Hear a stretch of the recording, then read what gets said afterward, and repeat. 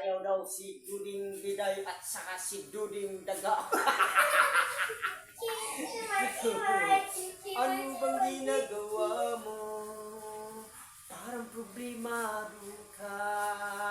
Iniwan ka ng asawa mo at pinagpalit sa iba. Masakit talaga sa first time.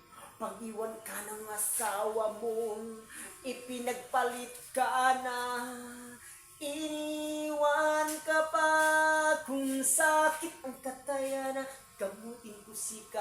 Kasakit ang katayana, gamutin ka sika. Kasakit ang katayana, gamutin ko sika. Kasakit ang katayon ka, himakuri sika. Kasakit, kasakit, himadalin salika. Kasakit, kasakit, himadalin salika. Para man kayo mabulati. Siya parang mabulati nga. Ganyan-ganyan na parang aso.